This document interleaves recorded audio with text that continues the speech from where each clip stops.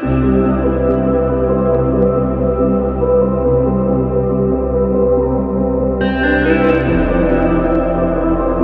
ತಂದೆಯೇ, ಈ ಸಮಯಕ್ಕಾಗಿ ಸ್ತೋತ್ರ ದೇವ್ರೇ. ಈ ದಿನದಲ್ಲಿ ಕೂಡ ನಿಮ್ಮ ವಾಕ್ಯಗಳನ್ನು ಧ್ಯಾನ ಮಾಡೋದಕ್ಕೆ ನಮ್ಗೆ ಕೊಟ್ಟಿರೋ ಭಾಗ್ಯಕ್ಕಾಗಿ, ಸಮಯಕ್ಕಾಗಿ, ಆಸೆಗಾಗಿ ಸ್ತೋತ್ರ ಹೇಳ್ತೀವಿ ಅಪ್ಪ. ಈ ದಿನದಲ್ಲಿ ಕೂಡ ನಮ್ಮನ್ನು ನಡೆಸಿ ಈ ಅನುದಿನದ ಆಹಾರವನ್ನು ನಮ್ಗೆ ಕೊಡಿ ಅಪ್ಪ. ನಾವು ರೊಟ್ಟಿಯಿಂದ ಮಾತ್ರ ಅಲ್ಲ, ದೇವರ ಬಾಯಿಂದ ಬರೋ ಒಂದೊಂದು ಮಾತಿಂದ ನಾವು ಜೀವಿಸ್ತೇವೆ ಅಪ್ಪ. ನೀವು ಇದನ್ನು ಆಶೀರ್ವದಿಸಿಕೊಡಿ ಅಪ್ಪ. ನಿಮ್ಮ ವೇದದಿಂದ ಕಾರ್ಯಗಳನ್ನ ಕಲಿಯೋದಕ್ಕೆ ಅಪ್ಪ ನೀವು ಕೊಟ್ಟಿರೋ ಆಸಕ್ತಿಗಾಗಿ ಸ್ತೋತ್ರ. ಇನ್ನು ದೇವರೇ, ನಾವು ನಿಮ್ಮ ವಾಕ್ಯಗಳನ್ನು ಕೇಳೋದು ಮಾತ್ರವಲ್ಲ ದೇವರೇ, ಅದರಲ್ಲಿ ನಡೆಯುವಂತೆ, ಅದನ್ನು ನಮ್ಮ ಮನಸ್ಸಲ್ಲಿ ನಾವು ದೇವರೇ ಕಡೆ ಹಿಡಿಯುವಂತೆ ನಿಮ್ಗೆ ಸಹಾಯ ಮಾಡಿ. ಸಂಪೂರ್ಣವಾಗಿ ನಿಮ್ಮ ಕೈಲಿ ಒಪ್ಪಿಸ್ಕೊಡ್ತೇವೆ. ನೀವು ಆಶೀರ್ವದಿಸಿ, ಯೇಸು ಕ್ರಿಸ್ತನ ಮೂಲಕ ಕೇಳ್ತೇವೆ, ಆಮೇಲೆ. ಎಲ್ಲರಿಗೂ ಕರ್ತನಾಮದಲ್ಲಿ ಸ್ತೋತ್ರ. ಈ ದಿನದಲ್ಲಿ ಹಬಾಕುಕ್ ಪುಸ್ತಕ ಆಲ್ರೆಡಿ ನೆನ್ನೆ ಸ್ವಲ್ಪ ನೋಡಿರ್ತೀರಾ. ಈ ಪುಸ್ತಕ ಏನ್ ಹೇಳುತ್ತೆ ಎಂಬುದಾಗಿ ನಾವು ನೋಡೋಣ. ಟೈಮ್ ಜಾಸ್ತಿ ಇಲ್ಲ, ಬಟ್ 3 ಅಧ್ಯಾಯಗಳಿದೆ. ಇದನ್ನು ಈ 3 ಅಧ್ಯಾಯಗಳಲ್ಲಿ ಏನ್ ದೇವ್ರು ಹೇಳ್ತಾ ಇದಾರೆ ಎಂಬುದಾಗಿ ನಾವು ನೋಡೋಣ. ಯಾವಾಗ ಬರ್ದಿದ್ದು ಹಬಾಕುಕ್ ಪುಸ್ತಕ ಬಂದು ಆಲ್ಮೋಸ್ಟ್ ಆಲ್ರೆಡಿ ಇಸ್ರೇಲ್ ದೇಶ ಬಂದು 2 ದೇಶಗಳಿತ್ತಲ್ಲ, ಇಸ್ರೇಲ್ ದೇಶ ಯೂದ ಎರಡಾಗಿ ಭಾಗ ಆಗಿತ್ತು ಸೊಲೊಮೋನ ನಂತರ. ಸೊ ನಾರ್ತ್ ಅಲ್ಲಿ ಇಸ್ರೇಲ್ ದೇಶ, ಸಮಾರ್ಯಗೆ ಇಸ್ರೇಲ್ ದೇಶ ಸೇರಿತ್ತು. ಕೆಳಗೆ ಬಂದು ಯೆರೂಸಲೇಮ್ ಕಡೆ ಯೂದ ದೇಶ. ಸೊ ಇಸ್ರೇಲ್ ದೇಶ ಆಲ್ರೆಡಿ ಅಸಿರಿಯರು ಬಂದು, ನೀವು ಆಲ್ರೆಡಿ ನಾಹುಮ್ ಪುಸ್ತಕದಲ್ಲಿ ಓದಿರ್ತೀರಾ, ಅಸಿರಿಯರು ಬಂದು ಏನ್ ಮಾಡಿರ್ತಾರೆ, ಇಸ್ರೇಲ್ ದೇಶನ ತಗೊಂಡೋಗಿರ್ತಾರೆ, ದಾಳಿ ಮಾಡಿರ್ತಾರೆ.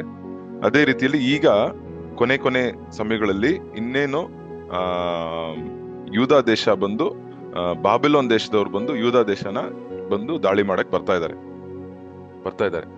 ಸೊ ಆವಾಗ ಈ ಪ್ರವಾದಿ ಹಬಾಕುಕ್ ಪ್ರವಾದಿ ಬಂದು ದೇವರ ಹತ್ರ ಪ್ರಾರ್ಥನೆ ಮಾಡ್ತಾರೆ. ಈ ಪ್ರಾರ್ಥನೆ ನೋಡಿದ್ರೆ ಹೇಗೆ ಅಂದ್ರೆ, ಈ ಪುಸ್ತಕದಲ್ಲಿ 2 ಪ್ರಾರ್ಥನೆ ಇದೆ, ಒಂದು ಹಾಡಿದೆ. ಕೊನೆಯ 3ನೇ ಅಧ್ಯಾಯ ಬಂದು ಹಾಡು, ಪ್ರಾರ್ಥನೆ ಸೇರಿದ ಹಾಡು. 1ನೇ ಅಧ್ಯಾಯ ಫಸ್ಟ್ ಪ್ರಾರ್ಥನೆ, 2ನೇ ಪ್ರಾರ್ಥನೆ, 2ನೇ ಅಧ್ಯಾಯ ದೇವ್ರು ಕೊಡೋ ಉತ್ತರ, 3ನೇ ಅಧ್ಯಾಯ ಪ್ರಾರ್ಥನೆ ಸೇರಿದ ಒಂದು ಹಾಡು. ಸೊ ಏನ್ ಪ್ರಾರ್ಥನೆ, ಏನ್ ಪ್ರಶ್ನೆ, ಏನ್ ಹಾಡು, ಅದು ನಾವು ನೋಡೋಣ. ಓಕೆ, ಸೊ ಸರಿ. ಸೊ ಈಗ ಈ ಪುಸ್ತಕದಲ್ಲಿ ಫಸ್ಟ್ ಬಂದು ಅನ್ಯಾಯ ನಡೀತಿತ್ತು. ಎಲ್ಲಿ? ಯೂದ ದೇಶದಲ್ಲಿ. ಓಕೆ, ಅನ್ಯಾಯ ನಡೀತಿತ್ತು, ಬಹಳ ಅನ್ಯಾಯ. ಅವ್ರಿಗೆ ನೋಡಕ್ಕೆ ಸಹಿಸಕ್ ಆಗಲ್ಲ. 1ನೇ ಅಧ್ಯಾಯ 1ರಿಂದ 4 ತನಕ ನೀವು ನೋಡಿದ್ರೆ ಈ ರೀತಿಯಾಗಿ ತಪ್ಪುಗಳು ನಡೆಯೋದನ್ನು ಅವ್ರು ದೇವ್ರ ಹತ್ರ ಹೋಗಿ ಕೇಳ್ತಾ ಇದಾರೆ. ಓಕೆ, ಸೊ ಏನ್ ನಡೀತಾ ಇತ್ತು ನಾವು ನೋಡೋಣ. 1ನೇ ಅಧ್ಯಾಯ 2, 3ನೇ ವಚನ ಯಾರ ಓದ್ತೀರಾ? ಹಬಾಕುಕ್ 1ನೇ ಅಧ್ಯಾಯ 2, 3ನೇ ವಚನ. ಯೆಹೋವನೇ, ನಾನು ಮೊರೆ ಇಡುತ್ತಿದ್ದರೂ ನೀನು ಎಷ್ಟು ಕಾಲ ಕೇಳದೆ ಇರುವೆ? ಹಿಂಸೆ ಎಂದು ನಿನ್ನನ್ನು ಕೂಗಿಕೊಂಡರೂ ರಕ್ಷಿಸದೆ ಇರುವೆ. ಕೇಡನ್ನು ನನ್ನ ಕಣ್ಣಿಗೆ ಏಕೆ ಬೀಳಿಸುತ್ತಿದ್ದೆ? ಕಷ್ಟವನ್ನೇಕೆ ನನಗೆ ತೋರಿಸುತ್ತಿದ್ದೆ? ಹಿಂಸೆ ಬಾಧೆಗಳು ನನ್ನ ಕಣ್ಣೆದುರಿಗೆ ಇದ್ದೇ ಇವೆ. ಜಗಳವಾಗುತ್ತಿದೆ, ವ್ಯಾಜ್ಯ ಬೀಳುತ್ತಿದೆ. ಸೊ ನೋಡಿ, ಬಹಳ ಸಂಕಷ್ಟದಿಂದ, ಮನಸ್ಸಿನ ಭಾರದಿಂದ ಪ್ರಾರ್ಥನೆ ಮಾಡ್ತಾ ಇದ್ದಾರೆ. ದೇವ್ರಿಗೆ ಏನಿದು ಅನ್ಯಾಯ, ಏನಿದು ಭ್ರಷ್ಟಾಚಾರ, ಏನಿದು ಈ ರೀತಿಯಾದ ಅನ್ಯಾಯ ಬಂದು ಗೆಲ್ತಾ ಇದೆಯಂತೆ. ನೋಡಿ, ನೀವು 4ನೇ ವಚನ ಓದೋದ್ ಬೇಡ. ಅಲ್ಲಿ 4ನೇ ವಚನದಲ್ಲಿ ಇದು wicket restrict the righteous, justice comes out perverted. ಅಂದ್ರೆ ನ್ಯಾಯನೇ ಬರ್ತಾ ಇಲ್ವಂತೆ. ನ್ಯಾಯ ಬಂದು ಅನ್ಯಾಯ ಬಂದು ನ್ಯಾಯ ತರ ಬರ್ತಾ ಇದೆಯಂತೆ. ಸೊ ಈ ರೀತಿಯಾಗಿ ದೇಶ ಇದೆ.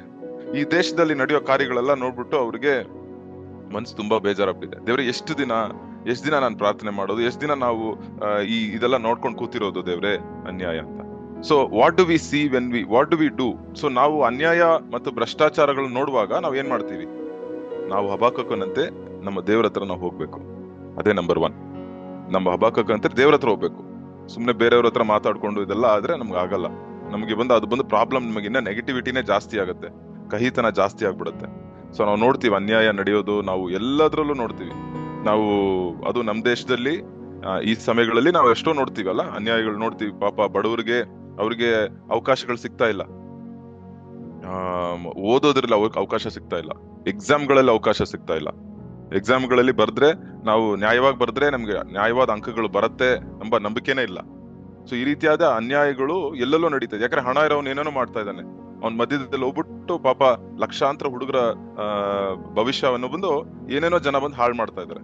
ಸೊ ಅದನ್ನ ಪ್ರಶ್ನೆ ಕೇಳಿದ್ರೆ ಅದಕ್ಕೆ ಬಂದು ಸರಿಯಾದ ಉತ್ತರ ನಮಗೆ ಸಿಗ್ತಾ ಇಲ್ಲ. ಸೊ ಲೋಕದಲ್ಲಿ ನಮ್ಗೆ ಉತ್ತರ ಸಿಕ್ಕಿಲ್ಲ ಅಂದ್ರೂ ನಾವೇನ್ ಮಾಡ್ತೀವಿ, ದೇವ್ರ ಹತ್ರ ನಾವು ಹೋಗ್ತೀವಿ. ಇಲ್ಲಿ ಹಬಕ್ಕೂಕನ ಅದೇ ಮಾಡ್ತಾನೆ. ಅವ್ರ ದೇಶದಲ್ಲಿ ತುಂಬಾ ಈ ರೀತಿ ಅನ್ಯಾಯಕಾರಿಗಳು ನಡೀತಾ ಇದೆ, ಅವ್ರ ದೇವ್ರ ಹತ್ರ ಹೋಗ್ತಾ ಇದ್ದಾರೆ. ಓಕೆ, ಅದು ಮಾತ್ರ ಅಲ್ಲ, ನಮ್ಮ ದೇವರು ಪ್ರಾರ್ಥನೆಗೆ ಉತ್ತರ ಕೊಡುವ ದೇವರು. ನಮ್ಮ ದೇವರು ಬಂದು ಪ್ರಾರ್ಥನೆಗೆ ಉತ್ತರ ಕೊಡ್ತಾರೆ. ಸೊ ಏನ್ ಮಾಡ್ತಾ ಇದಾರೆ, ಏನ್ ಉತ್ತರ ಕೊಡ್ತಾ ಇದ್ದಾರೆ ದೇವರು ಎಂಬುದಾಗಿ ನಾವು ನೋಡೋಣ. ಓಕೆ, ಸೊ ಮೊದಲನೇ ಅಧ್ಯಾಯ 5ರಿಂದ 11ನೇ ವಚನದಲ್ಲಿ ಎದುರು ನೋಡದೇ ಇರದೆ ಒಂದು ಉತ್ತರವನ್ನು ದೇವ್ರು ಕೊಡ್ತಾರೆ. ಇವನು ಹಬಕ್ಕೂಕನ ಅದು ಎದುರು ನೋಡಿರೋದೇ ಇರಲ್ಲ, ಈ ತರ ಉತ್ತರನ ಅಂತ. ಏನಕ್ಕೆ ಅಂದ್ರೆ ದೇವ್ರು ಏನ್ ಹೇಳ್ತಾರೆ ನೋಡಿ, 5ನೇ 6ನೇ ವಚನದಲ್ಲಿ, ನೀನ್ ಗಮನ ಮಾಡು, ನಾನ್ ಮಾಡ್ತಾ ಇದ್ದೀನಿ, ಏನೋ ಒಂದು ಕ್ರಿಯೆ ಮಾಡ್ತಾ ಇದ್ದೀನಿ ಅಂತ ದೇವ್ರು ಹೇಳ್ತಾ ಇದ್ದಾರೆ. ಇವನೇನ್ ಅನ್ಕೊಳ್ತಾನೆ ಹಬಕ್ಕೂಕು, ಓಕೆ ದೇವ್ರು ಬಂದು ಅನ್ಯಾಯನೆಲ್ಲ ತೀರಿಸ್ತಾರೆ, ಭ್ರಷ್ಟಾಚಾರನೆಲ್ಲ ಮುಗಿಸ್ತಾರೆ ಅಂತ. ಬಟ್ ಯಾವ ವಿಧದಲ್ಲಿ ಮಾಡ್ತಾರೆ ಅದು ನಮ್ಗೆ ಗೊತ್ತಿಲ್ಲ. ಯಾವ ವಿಧದಲ್ಲಿ ದೇವರು ಭ್ರಷ್ಟಾಚಾರಗಳು ಅನ್ಯಾಯಗಳನ್ನು ನೀಗಿಸ್ತಾರೆ ಅದು ನಮ್ಗೆ ಗೊತ್ತಿಲ್ಲ. 6ನೇ ವಚನದಲ್ಲಿ ನೋಡಿ, ಐ ಆಮ್ ರೈಸಿಂಗ್ ಅಪ್ ಚಾಲ್ಡಿಯನ್ಸ್, ಅಂದ್ರೆ ಯಾರು, ಬಾಬಿಲೋನ್ ಸೇನೆಯನ್ನು ನಾನು ಎಬ್ಬಿಸ್ತಾ ಇದ್ದೀನಿ ಅಂತ ಹೇಳ್ತಾರೆ. ಅವ್ರು ಬಂದು ಎದ್ದು ಒಂದು ಕುದುರೆಯಂತೆ, ಒಂದು ಸಿಂಹದಂತೆ, ಒಂದು ಈಗಲ್ ಅಂದ್ರೆ ಒಂದು ಪವರ್ಫುಲ್ ಮಿಲಿಟರಿ, ಅವ್ರದ್ದು ತುಂಬಾ ಪವರ್ಫುಲ್. ಅವರು ಅಂದ್ರೆ ಅವ್ರು ಬಂದು ಬಹಳ ಕಠೋರವಾದ ಒಂದು ಮನುಷ್ಯರು. ಅವರು ಅಷ್ಟು ಮನುಷ್ಯನಿಗೆ ಮರ್ಯಾದನೆ ಕೊಡಲ್ಲ, ಆ ರೀತಿಯಾದ ಜನ ಬಂದು ಎಬ್ಬಿಸ್ತಾ ಇದ್ದೀನಿ ಅಂತ ದೇವ್ರು ಹೇಳ್ತಾ ಇದ್ದಾರೆ. ಸೊ ಇದು ಬಂದು ಇವ್ರಿಗೆ ಶಾಕ್ ಆಗ್ಬಿಡ್ತು. ಯಾಕಂದ್ರೆ ದೇವ್ರು ಬಂದ್ಬಿಟ್ಟು ಒಂದು ಬಿಡುಗಡೆನ ಕೊಡ್ತಾರೆ, ಬಟ್ ಅಲ್ಲಿ ನಮಗೆ ಬಂದು ತಿರ್ಗಾ ಸಮಾಧಾನ ಸಿಗತ್ತೆ ಅಂತ ಹಬಕ್ಕೂಕ್ ನೆನ್ಸ್ಕೊಂಡಿರ್ತಾನೆ. ಬಟ್ ಇಲ್ಲಿ ನೋಡಿದ್ರೆ ದೇವ್ರು ಬಂದು ಯಾರನ್ನು ಕಳಿಸ್ತಾ ಇದ್ದಾರೆ, ಬಾಬಿಲೋನ್ ಸೇನೆಯನ್ನು ಕಳಿಸ್ತಿದ್ದಾರೆ. ಬಾಬಿಲೋನ್ ಸೇನೆನ ಯೂಸ್ ಮಾಡ್ತಾ ಇದ್ದಾರೆ. ನೀವು ಕೇಳ್ಬೋದು, ಬ್ರದರ್ ಯಾಕೆ ದೇವ್ರು ಬಂದು ಬಾಬಿಲೋನ್ ಸೇನೆಯನ್ನು ಯೂಸ್ ಮಾಡ್ತಾ ಇದ್ದಾರೆ ಅಂತ ನೀವು ಕೇಳ್ಬೋದು. ದೇವ್ರು ಬಂದು ಯಾವ ವಿಧಗಳನ್ನ ಬೇಕಾದ್ರೆ ಯೂಸ್ ಮಾಡ್ತಾರೆ. ನಮ್ಮ ಮನಸ್ಸಲ್ಲಿ ನಾವು ತಿಳ್ಕೊಂಡಿರೋ ತರ ದೇವ್ರು ಬಂದು ಉತ್ತರ ಕೊಡ್ಬೇಕು ಅಂತ ದೇವ್ರು ಬಂದು ನಮಗೆ ಏನೋ ಅವ್ರು ಬಂದು ಲೆಕ್ಕ ಕೊಡೋದು ಬೇಡ. ದೇವ್ರು ನಮ್ಗೆ ಲೆಕ್ಕ ಕೊಡ್ಬೇಕನ್ನ ಅವಶ್ಯಕತೆನೇ ಇಲ್ಲ. ಅಂದ್ರೆ ಏನ್ ಮಾಡ್ತಾರೆ, ದೇವರ ಜ್ಞಾನ ಬಂದೋದು ಎಷ್ಟೋ ದೊಡ್ಡದು. ನಾವೊಂದು ಇರುವೆ ತರ, ದೇವರ ಜ್ಞಾನ ಬಂದು ಅದು ಬಂದು ಲೋಕವನ್ನೆಲ್ಲ ಸೃಷ್ಟಿ ಮಾಡಿದ್ದಾರೆ ದೇವ್ರು. ಅವ್ರಿಗೆ ಯಾವ್ಯಾವ ಟೈಮಲ್ಲಿ ಏನೇನ್ ನಡಿಬೇಕು, ಹೇಗೆ ಯಾರ್ಯಾರ ಮೂಲಕ ನಡಿಬೇಕು ಎಂಬುದಾಗಿ. ಸೊ ಈ ಸನ್ನಿವೇಶದಲ್ಲಿ, ಎಲ್ಲಾ ಸನ್ನಿವೇಶನ ಆಗಲ್ಲ, ಈ ಸನ್ನಿವೇಶದಲ್ಲಿ ಬಾಬಿಲೋನ್ ಅನ್ನು ಉಪಯೋಗಿಸ್ತಾರೆ ದೇವ್ರು. ಬಾಬಿಲೋನ್ ದೇಶವನ್ನು ಉಪಯೋಗಿಸಿ ಅವ್ರನ್ನ ಬಂದು ಏನ್ ಮಾಡ್ತಾ ಇದಾರೆ, ಅವ್ರು ಬಂದು ನ್ಯಾಯ ತೀರ್ಸೋ ತರ ಮಾಡ್ತಾ ಇದ್ದಾರೆ. ಸೊ ಇವಾಗ ಏನ್ ಮಾಡ್ತಾ ಇದಾರೆ, ಇವ್ರಿಗೆ ಎರಡನೇ ಪ್ರಶ್ನೆ ಬರ್ತದೆ, ಎರಡನೇ ಪ್ರಾರ್ಥನೆ ನೋಡಿ, ಎರಡನೇ ಪ್ರಾರ್ಥನೆ ಬರುತ್ತೆ. ಏನಕ್ಕೆ ದೇವ್ರು ಬಂದು ಬಾಬಿಲೋನ್ ತರ ಇರೋ ದೇಶವನ್ನು ಉಪಯೋಗಿಸ್ತಾರೆ ಎಂಬುದಾಗಿ. 1ನೇ ಅಧ್ಯಾಯ 12ರಿಂದ 17ನೇ ವಚನ. ಆಮೇಲೆ 2ನೇ ಅಧ್ಯಾಯ ಅವ್ರು ಮಾಡೋ ಹೆಂಗೆ ಅವ್ರು ಅವಾಗ ಇವಾಗ ಪ್ರಾರ್ಥನೆ ಬಂದು ಫಸ್ಟ್ ಬಂದು ಪ್ರವಾದಿ ಬಂದು ಅವ್ರ ದೇಶದ ಬಗ್ಗೆ ಹೇಳ್ತಿದ್ದ. ಇವಾಗ ಬಾಬಿಲೋನ್ ದೇಶ, ಅಯ್ಯೋ ದೇವ್ರೆ ಇದು ಕಠೋರವಾದ ಜನ, ಇವ್ರು ಬಂದ್ರೆ ಇವರೇ ಅನ್ಯಾಯ ಮಾಡೋರು, ಇವ್ರ ಹೆಂಗೆ ಬಂದು ನಮಗೆ ಬಂದು ನಮ್ಮನ್ನು ಸರಿಪಡಿಸ್ತಾರೆ ಎಂಬುದಾಗಿ ಅವನ್ ಬಂದು ಕೇಳ್ತಾನೆ. ಸೊ ಅವಾಗ ಹೇಳ್ತಾನೆ, ನೀವು ಬಂದು 2ನೇ ಅಧ್ಯಾಯದಲ್ಲಿ ನೋಡಿದ್ರೆ 6 ಕಾರ್ಯಗಳು ದೇವ್ರಿಗೂ ಗೊತ್ತು, 6 ಕಾರ್ಯಗಳು ಅವ್ರು ಮಾಡೋದು ತಪ್ಪು. ಅವರು ಬಂದು ಅನ್ಯಾಯವಾಗಿ ದುಡ್ಡನ್ನಿಟ್ಟು ಅವ್ರು ಬಂದ್ಬಿಟ್ಟು ಬೇರೆಯವ್ರನ್ನ ಏಮಾರ್ಸೋದು, ಆಮೇಲೆ ಸ್ಲೇವ್ ಲೇಬರ್ ಅಂದ್ರೆ ನೀವು ನೋಡ್ತೀರಾ, ಅವ್ರು ಬಂದು ಲೈಕ್ ಏನೋ ಕೆಲ್ಸದವ್ರನ್ನ ಬಂದು ಸಂಬಳ ಕೊಡದೆ ಅವ್ರನ್ನ ಕೆಲಸ ಇಟ್ಟಿ ಮಾಡಿಸೋದು. ಆಮೇಲೆ ಆಲ್ಕೋಹಾಲ್ ಅಂದ್ರೆ ಸಾರಾಯಿ, ಅವ್ರ ದೇಶದಲ್ಲಿ ಬಂದು ಅಷ್ಟು ಕುಡುಕರು ಅಷ್ಟು ಜನ ಇದ್ದಾರೆ. ಆಮೇಲೆ ಕೊನೆಯಲ್ಲಿ ಬಂದು ವಿಗ್ರಹಗಳನ್ನ ಆರಾಧನೆ ಮಾಡ್ತಾರೆ. ಯಾರು? ಬಾಬಿಲೋನ್ ದೇಶದವರು. ಇಂಥ ದೇಶದವ್ರಿಗೆ ದೇವ್ರು ಬಂದು ಏನ್ ಮಾಡ್ತಾ ಇದಾರೆ, ಅಯ್ಯೋ ಅಂತ ಹೇಳ್ತಾ ಇದಾರೆ. ಬಟ್ ಅಂದ್ರೂ ದೇವ್ರು ಬಂದು ಅವ್ರನ್ನ ಯೂಸ್ ಮಾಡ್ತಾ ಇದ್ದಾರೆ.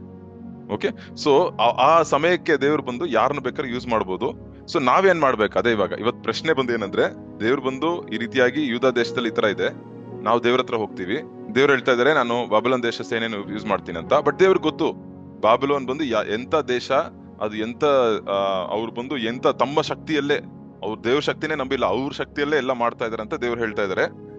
ಸೊ ಇವಾಗ ನಾವೇನ್ ಮಾಡ್ಬೇಕು, ಒಂದು ದೇವ್ರ ಮಕ್ಕಳಾಗಿರೋ ನಾವು ಏನ್ ಮಾಡ್ಬೇಕು? ಯಾಕಂದ್ರೆ ದೇವ್ರು ಬಂದು ಈ ಲೋಕನ ಪ್ರೀತಿ ಮಾಡ್ತಾ ಇದಾರೆ, ಎಲ್ಲರನ್ನು ಪ್ರೀತಿ ಮಾಡ್ತಾ ಇದಾರೆ. ಬೈಬಲ್ ಅಲ್ಲಿ ವಾಕ್ಯ ಹೇಳಿದಿಲ್ಲ, ಯೇಸು ಕ್ರಿಸ್ತನ ಬಾಯಿಂದ ಬಂದಿದೆ. ಏನ್ ಹೇಳ್ತಾರೆ? ಬಿಸಿಲು ಬಂದು ಎಲ್ಲರ ಮೇಲೂ ಬೀಳತ್ತಂತೆ, ಅದು ನೀತಿವಂತರ ಮೇಲೆ ಬೀಳತ್ತಂತೆ, ಅನೀತಿವಂತರ ಮೇಲೂ ಬಿಸಿಲು ಬೀಳತ್ತಂತೆ. ಸೊ ಎಲ್ಲರ ಮೇಲೆ ಬೀಳತ್ತೆ. ಯಾಕಂದ್ರೆ ಎಲ್ಲರೂ ಅವ್ರು ಬಂದು ಯಾವೇ ಮತ ಇರ್ಬೋದು, ಯಾವ್ದೇ ದೇಶದವರಾಗಿರ್ಬೋದು, ಅವ್ರು ಎಲ್ಲರೂ ಬಂದು ದೇವರ ಸೃಷ್ಟಿಯಲ್ಲಿ ನಾವು ಮಾಡಲ್ಪಟ್ಟಿದ್ದೇವೆ. ಎಲ್ಲರೂ image of god, we are all made in the image of god. ನಾವು ದೇವ್ರು ನಂಬಿದೆ, ಹೌದು, ಅವ್ರು ನಂಬಿಲ್ಲ. ಬಟ್ ಅವ್ರು ನಂಬಿಲ್ಲ ಅಂದ್ರೂ ಅವರ ಸೃಷ್ಟಿಕರ್ತನು ಯಾರು? ದೇವ್ರು. ಅವ್ರನ್ನ ಸೃಷ್ಟಿ ಮಾಡಿರೋದು ಯಾರು? ದೇವ್ರು. ಹೌದಾ, ಅವ್ರನ್ನ ಅದನ್ನ ಅರ್ಥ ಮಾಡ್ಕೊಂಡಿರಲ್ಲ, ಅದನ್ನ ತಿಳ್ಕೊಂಡಿರಲ್ಲ, ಬಟ್ ಅವರ ಸೃಷ್ಟಿಕರ್ತರು ದೇವ್ರು. ಸರಿನಾ? ಸೊ ಇವಾಗ ನಾವೇನ್ ಮಾಡ್ಬೇಕು ಇಂಥ ಪರಿಸ್ಥಿತಿಗಳಲ್ಲಿ? ನಾವೇನ್ ಮಾಡ್ಬೇಕು? ಅದೇ ಬಂದು 3ನೇ ಅಧ್ಯಾಯ. 3ನೇ ಅಧ್ಯಾಯ ಏನ್ ಮಾಡ್ತಾರೆ ಎಂಬುದಾಗಿ ನಾವು ನೋಡೋಣ. 3ನೇ ಅಧ್ಯಾಯ ಸ್ವಲ್ಪ 2ನೇ ಅಧ್ಯಾಯದಲ್ಲೂ ಇದಕ್ಕೆ ಉತ್ತರ ಇದೆ. ಸೊ ನೋಡಿ, as believers what we should do in Jesus, believers in Jesus when we see injustice and corruption. So ಅನ್ಯಾಯಗಳು, ಭ್ರಷ್ಟಾಚಾರ ನೋಡಿದಾಗ ದೇವ್ರ ಮಕ್ಕಳಾಗಿರೋ ನಾವು ಏನ್ ಮಾಡ್ಬೇಕು ಎಂಬುದಾಗಿ. ಓಕೆ, ಸೊ ಇವಾಗ ಒಂದ್ 2-3 ವಚನ ಓದೋಣ. ಓದ್ಬಿಟ್ಟು ನಾವು ಇವತ್ತು ಇದು ಮುಗಿಸೋಣ. ಓಕೆ, ಸರಿ. 2ನೇ ಅಧ್ಯಾಯ 3ನೇ ವಚನ ಬ್ರದರ್. 3ನೇ ವಚನ 4ನೇ ವಚನ. ಅದು ಕ್ಲುಪ್ತ ಕಾಲದಲ್ಲಿ ನೆರವೇರತಕ್ಕದ್ದು, ಆದರೆ ಪರಿಣಾಮಕ್ಕೆ ತ್ವರೆ ಪಡುತ್ತದೆ. ಮೋಸ ಮಾಡದು, ತಡವಾದರೂ ಅದಕ್ಕೆ ಕಾದಿರು, ಅದು ಬಂದೇ ಬರುವುದು, ತಾಮಸವಾಗದು. 2-3ನೇ ವಚನ ಸರ್, 2ನೇ ಅಧ್ಯಾಯ. 4ನೇ ವಚನ. ಇಗೋ, ಆ ದುಷ್ಟನ ಅಂತರಾತ್ಮವು ಉಬ್ಬಿಕೊಂಡಿದೆ, ಯಥಾರ್ಥವಲ್ಲ. ನೀತಿವಂತನು ತನ್ನ ನಂಬಿಕೆಯಿಂದಲೇ ಬದುಕುವನು. ನೋಡಿ, ನೀತಿವಂತನೇ ತನ್ನ ನಂಬಿಕೆಯಿಂದ ಬದುಕುವನು. ಈ ವಾಕ್ಯ ಇದೆಯಲ್ಲ, ನೀತಿವಂತನೇ ನಂಬಿಕೆಯಿಂದ ಬದುಕುವನು, ಇದು ಬಂದು ಹೊಸ ಒಡಂಬಡಿಕೆಯ ಅಪೋಸ್ತಲ ಪೌಲನ ಬೋಧನೆಗಳ ಫೌಂಡೇಶನ್. ಇದು ಎಷ್ಟು ಕಡೆ ಹೇಳಿದಾರೆ ಗೊತ್ತಾ? ರೋಮ ಪುಸ್ತಕದಲ್ಲಿ ನೀವು ನೋಡಿರ್ತೀರಾ, ಯಾಕೋ ಪುಸ್ತಕದಲ್ಲಿ ನೋಡಿರ್ತೀರಾ. ನೀತಿವಂತನು ಹೇಗೆ ಜೀವಿಸ್ತಾನೆ? ನಂಬಿಕೆಯಿಂದ. Trust the righteous one will live by faith. The righteous one will live by faith. ಇದು ಬಂದು ಹೊಸ ಒಡಂಬಡಿಕೆಯ ಅಸ್ಥಿವಾರ. ಸೊ ಆದ್ರಿಂದ ನಾವು ಬಂದು ನಂಬಿಕೆಯಿಂದ ಜೀವಿಸೋ ಜನ. ನಾವ್ ಏನನ್ನ ನಂಬ್ತೀವಿ? ಇಲ್ಲಿ ಏನ್ ಹೇಳ್ತಾ ಇದಾರೆ? ಈ ದರ್ಶನ ನಡೀತಿದೆ, ಇದು ಖಂಡಿತ ಬರುತ್ತೆ, ಇದು ಲೇಟ್ ಆಗಲ್ಲ, ಯು ವೇಟ್ ಫಾರ್ ಇಟ್. ನೀನ್ ಕಾಯ್ಬೇಕು. ಡಿಲೇ ಆಗಲ್ಲ ಅಂದ್ರೆ ಕಾಯ್ಬೇಕು. ನೋಡಿ ಹೆಂಗ್ ಹೇಳ್ತಾರೆ ದೇವ್ರು, ಈ ಕಾರ್ಯ ನಡೆಯುತ್ತೆ, ಡಿಲೇ ಆಗಲ್ಲ ಅಂದ್ರೂ ನೀನ್ ಕಾಯ್ಬೇಕು. Though it delays, wait for it, but it will come. ಅದು ಖಂಡಿತವಾಗಿ ಬರುತ್ತೆ. ದೇವ್ರು ಬಂದು ಅವರ ವಾಗ್ದಾನಗಳನ್ನು ನೆರವೇರಿಸುವ ದೇವ್ರು. ಬಟ್ ಏನ್ ಮಾಡ್ತಾ ಇದಾರೆ? ನಮ್ ಕಡೆಯಿಂದ ಡಿಲೇ ಆಗಲ್ಲ ಅಂತ ಹೇಳ್ತಾ ಇದಾರೆ. ನಮ್ಗೆ ನಂಬಿಕೆ ಕೊಡ್ತಾ ಇದಾರೆ ದೇವ್ರು, ನೀನ್ ನಂಬು, ಡಿಲೇ ಆಗಲ್ಲ, ಅದೇ ಸಮಯದಲ್ಲಿ ನೀನ್ ಕಾಯ್ಬೇಕು ಅಂತ ಹೇಳ್ತಾರೆ. ಇದೇ ಬಂದು ನಂಬಿಕೆ. This is trusting in God's timing. ಅಂದ್ರೆ ದೇವರ ಸಮಯಕ್ಕಾಗಿ ನಾವು ಅದ್ರ ಸಮಯದ ಮೇಲೆ ನಾವು ನಂಬಿಕೆ ಇಡೋದು. ದೇವ್ರೆ, ನೀವು ಕರೆಕ್ಟ್ ಆಗಿ ಮಾಡ್ತೀರಾ. ನೀವ್ ಏನೇ ಮಾಡಿದ್ರು ಅದು 1 ಸೆಕೆಂಡ್ ಬೇಗ ಅಲ್ಲ, 1 ಸೆಕೆಂಡ್ ಲೇಟ್ ಆಗಲ್ಲ. ನೀವು ಕರೆಕ್ಟ್ ಆಗಿ ಮಾಡ್ತೀರಾ. ನನ್ನ ಲೈಫಲ್ಲಿ ಏನ್ ಸಿಗ್ಬೇಕೋ, ಏನ್ ನಡಿಬೇಕೋ ಅದನ್ನ ನೀವು ಯಥಾರ್ಥವಾಗಿ ಕರೆಕ್ಟ್ ಆಗಿ ನೀವು ಮಾಡ್ತೀರಾ ದೇವ್ರೆ, ಅದನ್ನ ನಾನು ನಂಬ್ತೀನಿ ಅಂತ ದೇವ್ರ ಹತ್ರ ನಾವು ಒಪ್ಪಿಸ್ಕೊಡೋದು. ಅನೇಕ ಸಾರಿ ನಮ್ಮ ಲೈಫಲ್ಲಿ ನಾವು ಅನೇಕ ಕಾರ್ಯಗಳನ್ನು ಮನಸ್ಸು ಬೇಜಾರಾಗಿ ಸೋತೋಗಿ ಇರೋದ್ರ ಉದ್ದೇಶ ಏನಂದ್ರೆ, ಅದ ಕಾರಣ ಏನಂದ್ರೆ, ನಮ್ಮ ಟೈಮಿಂಗ್, ನಮ್ಮ ಟೈಮ್ ಪ್ರಕಾರ ಕೆಲವು ಕಾರ್ಯಗಳು ನಡೆಯಲ್ಲ. ನಾವ್ ಎದುರು ನೋಡಿರೋ ಸಮಯದಲ್ಲಿ ಕೆಲವು ಕಾರ್ಯಗಳು ನಡೆದಿರೋದಲ್ಲ. ಬಟ್ ಇಲ್ಲಿ ಕ್ಲಿಯರ್ ಆಗಿ ದೇವ್ರು ಹೇಳ್ತಾ ಇದಾರೆ, ಯಾರಿಗೆ? ಹಬಾಕುಕ ಒಂದು ದೇವ್ರ ಮನುಷ್ಯನ್ಗೆ ಏನ್ ಹೇಳ್ತಾ ಇದಾರೆ ದೇವ್ರು? ದೋ ಇಟ್ ಡಿಲೇಸ್, ಅದು ಲೇಟ್ ಆದ್ರೂ ಪರವಾಗಿಲ್ಲ, ನೀನ್ ಕಾದಿರು, ಅದು ಖಂಡಿತವಾಗಿ ನಡೆಯುತ್ತೆ. ಯಾಕಂದ್ರೆ ನೀತಿವಂತನು ಹೇಗೆ ಜೀವಿಸ್ತಾನೆ? ನಂಬಿಕೆಯಿಂದ ಜೀವಿಸ್ತಾನೆ. ನೀತಿವಂತನ ಒಂದೇ ಒಂದು ಏನು ನೀತಿವಂತನಿಗೂ ಅನೀತಿವಂತನಿಗೂ ವ್ಯತ್ಯಾಸ ಏನಂದ್ರೆ ನಂಬಿಕೆ. ದೇವರ ಸಮಯದ ಮೇಲೆ ನಂಬಿಕೆ. ಓಕೆ, ದೇವರ ಸಮಯದ ಮೇಲೆ ನಂಬಿಕೆ. ಆಮೇಲೆ ಎರಡನೇದು ದೇವರ ಸಮಯದ ಮೇಲೆ ನಂಬಿಕೆ. ಎರಡನೇದು ದೇವರ ಜ್ಞಾನದ ಮೇಲೆ ನಂಬಿಕೆ. ದೇವರ ಜ್ಞಾನದ ಮೇಲೆ ನಂಬಿಕೆ. ದೇವರು ಬಂದು ನಡೆಸ್ತಾರೆ ಎಂಬುದಾಗಿ ನಾವು ಬಂದು ನಂಬೋದು. ಯಾಕಂದ್ರೆ ಇಲ್ಲಿ ಬಂದು ಏನ್ ಹೇಳ್ತಾ ಇದೆ ನಮ್ಗೆ ಗೊತ್ತಾಗ್ತಾ ಇಲ್ಲ, ಇವ್ರಿಗೆ ಗೊತ್ತಾಗ್ತಾ ಇಲ್ಲ ಏನಕ್ಕೆ ಹೇಗೆ ದೇವ್ರು ಬಂದು ನಡೆಸ್ತಾರೆ ಅಂತ ನಮ್ಗೆ ಗೊತ್ತಿಲ್ಲ. ಇದು ಬಂದು 3ನೇ ಅಧ್ಯಾಯ 13ನೇ ವಚನ ಓದಿ ಬ್ರದರ್. 3ನೇ ಅಧ್ಯಾಯ 13ನೇ ವಚನ ಓದಿ. ನಿನ್ನ ಪ್ರಜೆಯ ರಕ್ಷಣೆಗೆ ನಿನ್ನ ಅಭಿಷಿಕ್ತನ ಉದ್ಧಾರಕ್ಕೆ ಹೊರಟಿದ್ದೆ.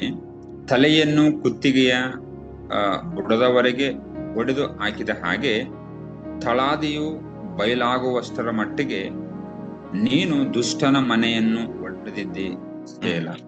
So you came to save your people, ಅಂದ್ರೆ ನಿಮ್ಮ ಜನರನ್ನು ರಕ್ಷಿಸೋದಕ್ಕೆ ನೀವು ಬಂದ್ರಿ ಅಂತ ದೇವ್ರು ಬಂದು ಈ 3ನೇ ಹಾಡಿದೆಯಲ್ಲ, ಹಾಡಲ್ಲಿ ಹೇಳ್ತಾ ಇದಾರೆ, ದೇವ್ರೆ ನಿಮ್ಮ ಜನರನ್ನು ರಕ್ಷಿಸಕ್ ಬರ್ತೀರಾ.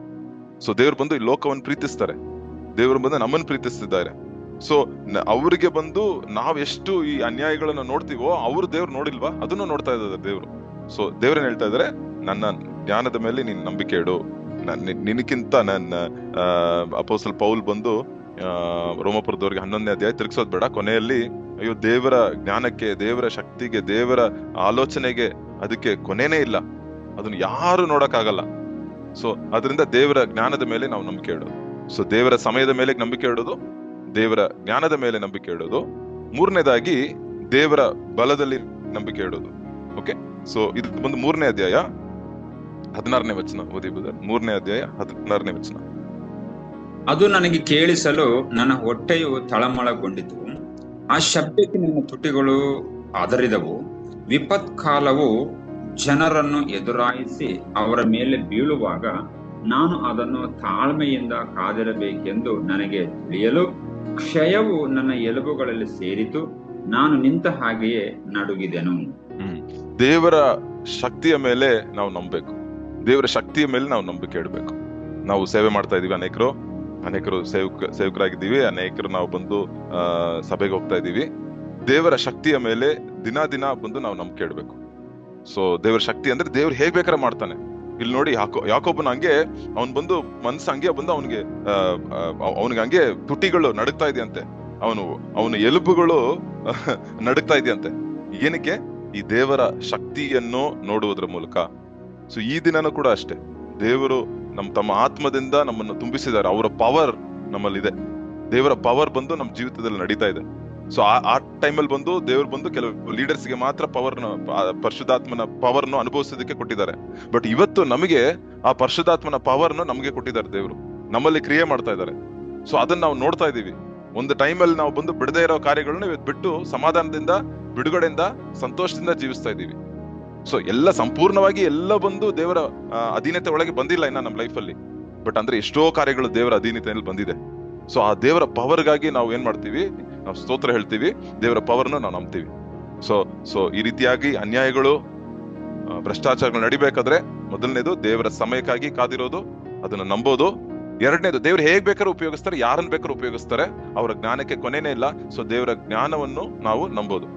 ಮೂರನೇದು ದೇವರ ಶಕ್ತಿಯನ್ನು ನಾವು ನಂಬೋದು. ಅದು ಇವತ್ತು ಪರಿಶುದ್ಧಾತ್ಮ ಭರಿತರಾಗಿರೋ ನಾವು, ಪರಿಶುದ್ಧಾತ್ಮನಿಂದ ತುಂಬಿರೋಪಟ್ಟಿರೋ ನಾವು ದೇವರ ಪವರ್ನ ನಾವು ರುಚಿ ಮಾಡಿದ್ದೇವೆ.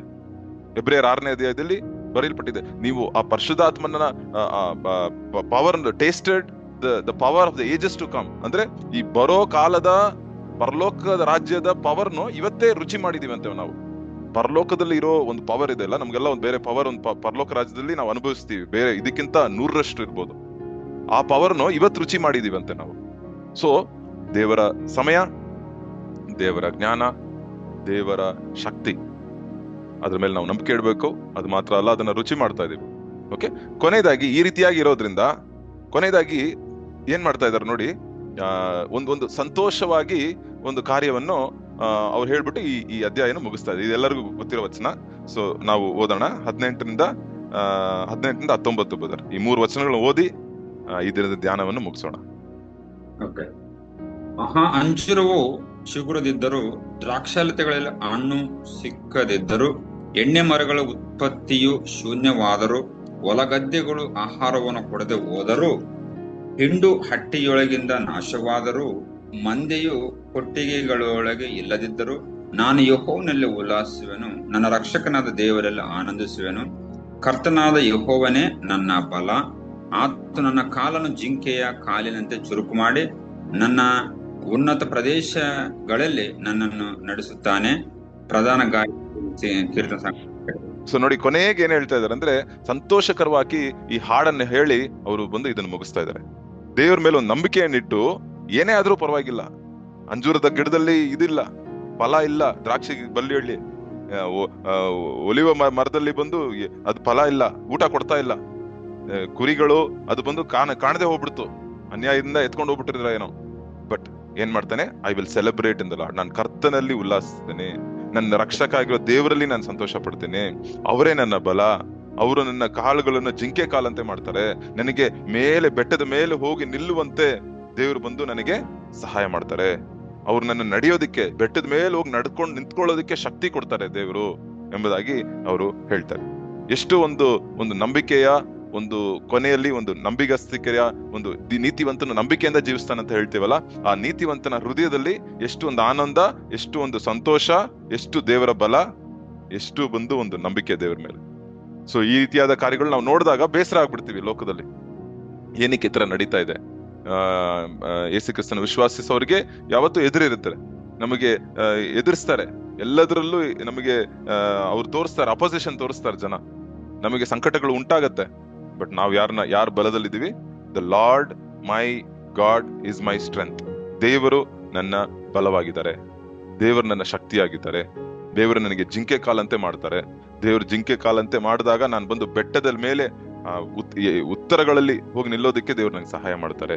ಈ ರೀತಿಯಾಗಿ ಈ ಸ್ಟಾರ್ಟಿಂಗ್ ಬಂದು ಹೆಂಗಿತ್ತು, ಈ ಹಬಕ್ಕೂಕ್ ಪುಸ್ತಕ ಸ್ಟಾರ್ಟಿಂಗ್ ಹೆಂಗಿತ್ತು? ದೇವ್ರೇ ಎಷ್ಟೊತ್ತು, ಏಕೆ ಅನ್ಯಾಯ, ದೇವ್ರೇ ಯಾಕೆ ಈ ತರ ಮಾಡ್ತಿದ್ದೀರಾ ಅಂತ ಪ್ರಶ್ನೆಗಳಿಂದ ಆರಂಭವಾದ ಈ ಪುಸ್ತಕ ಕೊನೆಯಲ್ಲಿ ಸಂತೋಷದಿಂದ, ಶಕ್ತಿಯಿಂದ, ದೇವರಲ್ಲಿ ಒಂದು ಹಾಡು ಹಾಡುತ್ತಾ ಇದನ್ನು ಮುಗಿಸ್ತಾರೆ. ಸೊ ಇದೇ ನಮ್ ಲೈಫ್ ಅಷ್ಟೇ. ಸೊ ಎಷ್ಟೋ ಕಾರ್ಯಗಳಿರ್ಬೋದು ನಮ್ ಲೈಫ್, ಎಷ್ಟೋ ಕಾರ್ಯಗಳು, ನಮ್ ಪ್ರಶ್ನೆಗಳಿರ್ಬೋದು. ಬಟ್ ಯಾವಾಗ ನಾವು ದೇವರ ವಾಕ್ಯಕ್ಕೆ ಬರ್ತೀವೋ, ದೇವರ ಪ್ರಸನ್ನತೆಗೆ ಬರ್ತೀವೋ, ಅವಾಗ ಒಂದು ಹಾಡನ್ನ ದೇವ್ರು ನಮ್ಮ ಹೃದಯದಲ್ಲಿ ಕೊಡ್ತಾರೆ. ಆ ಹಾಡನ್ನು ಹಾಡ್ತಾ ನಮ್ಮ ದೇವರ ಜ್ಞಾನವನ್ನು ತಿಳ್ಕೊಳ್ತೀವಿ, ದೇವರ ಸಮಯವನ್ನು ತಿಳ್ಕೊಳ್ತೀವಿ, ದೇವರ ಶಕ್ತಿಯನ್ನು ತಿಳ್ಕೊಳ್ತೀವಿ. ಇನ್ನು ನಂಬಿಗಸ್ತರಾಗಿದ್ದು ದೇವರು ನಮಗೆ ಶಕ್ತಿಯಾಗಿದ್ದಾನೆ ಎಂಬುದಾಗಿ ನಾವು ನಡಿತೀವಿ. ಸೊ ಈ ರೀತಿಯಾದ ಕಾರ್ಯಗಳನ್ನು ದೇವರು ನಮ್ಮ ಲೈಫಲ್ಲೂ ನಡೆಸಲಿ. ಪ್ರಾರ್ಥನೆ ಮಾಡೋಣ. ಪ್ರೀತಿಯ ತಂದೆ, ಈ ಸಮಯಕ್ಕಾಗಿ ಸ್ತೋತ್ರ. ದೇವರೇ, ಈ ಪುಸ್ತಕದಲ್ಲಿಯೂ ಕೂಡ ದೇವರೇ ಎಷ್ಟೋ ಕಾರ್ಯಗಳನ್ನ ನಾವು ನೋಡೋದಕ್ಕೆ ನೀವು ಸಹಾಯ ಮಾಡಿದ್ರಿ. ದೇವರೇ, ಹಬಕ್ಕೂಕ್ ಪುಸ್ತಕದಲ್ಲಿ ಇದ್ದ ದೇವರೇ ಆ ಸನ್ನಿವೇಶಗಳು ನಮ್ಮ ಜೀವಿತದಲ್ಲೂ ಅನೇಕ ಸಾರಿ ನಾವು ಕಾಣ್ತೇವೆ. ಭ್ರಷ್ಟಾಚಾರ, ಅನ್ಯಾಯ ಎಲ್ಲ ಕಾಣ್ತೀವಿ. ನಮಗೆ ಉತ್ತರನೇ ಇಲ್ಲ, ನಮ್ಗೆ ಬಲ ಇಲ್ಲದೆ ನಾವು ಕೆಲವು ಟೈಮಲ್ಲಿ ದೇವರೇ ಏನಕ್ಕೆ ಅಂತ ತಲೆ ಮೇಲೆ ಕೈ ಇಟ್ಕೊಂಡು ಕೂತ್ಕೊಂಡ್ಬಿಡ್ತಾರೆ. ದೇವರೇ, ಆದ್ರೂ ಕೂಡ ಅಪ್ಪ, ಈ ದಿನಗಳಲ್ಲಿ ನಿಮ್ಮ ಸಮಯವನ್ನು ನಾವು ನಂಬೋದು, ನಿಮ್ಮ ಜ್ಞಾನವನ್ನು ನಾವು ನಂಬೋದಕ್ಕೆ, ದೇವರೇ ನಿಮ್ಮ ಪರಾಕ್ರಮ ಶಕ್ತಿಯನ್ನು ನಂಬೋದಕ್ಕೆ ದೇವರೇ ನಮ್ಗೆ ನಿಮ್ಮ ವಿಶ್ವಾಸವನ್ನು ಕೊಡಿ. ದೇವರು ನೀತಿವಂತನು ವಿಶ್ವಾಸದಲ್ಲಿ ನಿಲ್ತಾನೆ ಎಂಬುದಾಗಿದೆ. Righteous will live by faith ಅಂತ ನಾವು ಓದಿದ್ವಿ. ಅದೇ ರೀತಿ ಅಪ್ಪ, ನಾವು ನಮ್ಮ ಜೀವಿತವನ್ನು ಅಬ್ರಾಹ್ಮನಂತೆ ವಿಶ್ವಾಸದಿಂದ ಕಾಣದೇ ಇರುವ ದೇಶ ಎಲ್ಲಿ ಎಂದು ಕಾಣದೇ ಇದ್ರೂ ಕೂಡ ಅವರು ಹೆಜ್ಜೆ ಇಟ್ಟು ಮುಂದೆ ಹೋದ್ರು. ಅದೇ ರೀತಿ ಅಪ್ಪ, ನಮಗೆ ಕೊನೆ ಎಲ್ಲಿ ಅಂತ ನಮ್ಗೆ ಗೊತ್ತಿಲ್ಲ ಅಂದ್ರೂ ನಾವು ಹೆಜ್ಜೆ ಇಟ್ಟು ಹೋಗ್ತೀವಿ. ಯಾಕಂದ್ರೆ ನೀವು ನಮ್ಮ ಜೊತೆ ಬರ್ತಾ ಇದ್ದೀರಾ, ನೀವು ನಮ್ಮನ್ನು ನಿಮ್ಮ ಆತ್ಮದಿಂದ ತುಂಬಿಸಿದ್ದೀರಾ. ದೇವರೇ, ನೀವು ಒಳ್ಳೆ ದೇವರು. ನಮ್ಮ ಲೈಫಲ್ಲಿ ಎಲ್ಲಪ್ಪ ನಿಮಗಾಗಿ, ನಿಮ್ಮ ಮಹಿಮೆಗಾಗಿ ನೀವು ನಡೆಸ್ತೀರೆಂಬುದಾಗಿ ನಾವು ವಿಶ್ವಾಸಿಸಿದ್ದೇವೆ. ಈ ದಿನನ ಕೂಡ ಅಪ್ಪ, ನಿಮ್ಮ ನಾಮಕ್ಕಾಗಿ, ಮಹಿಮೆಗಾಗಿ ನಮ್ಮನ್ನು ಉಪಯೋಗಿಸಿ. ದೇವರೇ, ಯಾವುದೇ ಕಾರ್ಯಗಳು ನಮಗೆ ಎದುರಾಗಿ ಬಂದ್ರು ನಮ್ಮ ಕಾಲುಗಳನ್ನ ಜಿಂಕೆ ಕಾಲಾಗಿ ಮಾಡಿ ದೇವರೇ ಉನ್ನತಕ್ಕೆ, ದೇವರೇ ನಮ್ಮನ್ನು ಪರಲೋಕ ರಾಜ್ಯದ ಅನುಭವಗಳಿಗೆ ನಮ್ಮನ್ನು ತಗೊಂಡು ಹೋಗಿರೋದಕ್ಕಾಗಿ ಸ್ತೋತ್ರ. ದೇವರೇ, ದಿನದಲ್ಲಿ ಒಂದು ಹಾಡನ್ನು ಕೊಟ್ಟು ನಮ್ಮ ಹೃದಯಗಳಲ್ಲಿ ಅಪ್ಪ ನಿಮ್ಮನ್ನು ನಂಬೋದಕ್ಕೆ ನೀವು ಸಹಾಯ ಮಾಡಿ, ಆಶೀರ್ವದಿಸಿ. ಬಂದಿರೋ ಒಂದೊಂದು ಬ್ರದರ್ಸ್ ಅನ್ನು, ಸಿಸ್ಟರ್ಸ್ ಅನ್ನು ನೀವು ಆಶೀರ್ವದಿಸಿ ಅಪ್ಪ, ಅವರಿಗೆ ಈ ದಿನವನ್ನು ಆಶೀರ್ವದಿಸಿ ಕೊಡಿ. ಬೇಕಾಗಿರುವ ಕಾರ್ಯಗಳನ್ನು ಒದಗಿಸಿ ಕೊಡಿ ಅಪ್ಪ. ನಿಮ್ಮ ಚಿತ್ತವೆಲ್ಲ ಅವ್ರ ಲೈಫಲ್ಲಿ ನೆರವೇರೋದಕ್ಕೆ ನೀವು ಸಹಾಯ ಮಾಡಿ. ನಿಮ್ಮ ಪರಲೋಕ ರಾಜ್ಯದ ಚಿತ್ತವನ್ನು ಭೂಲೋಕದಲ್ಲಿ ನೆರವೇರಿಸುವಂತೆ ಅವ್ರಿಗೂ ಶಕ್ತಿ ಕೊಡಿ. ನೀವು ಮಾತಾದ ಕಾರ್ಯಗಳನ್ನು ಮಾಡಿ. ಯೇಸು ಕ್ರಿಸ್ತನ ಮೂಲಕ ಕೇಳ್ತೇವೆ, ಆಮೇಲೆ.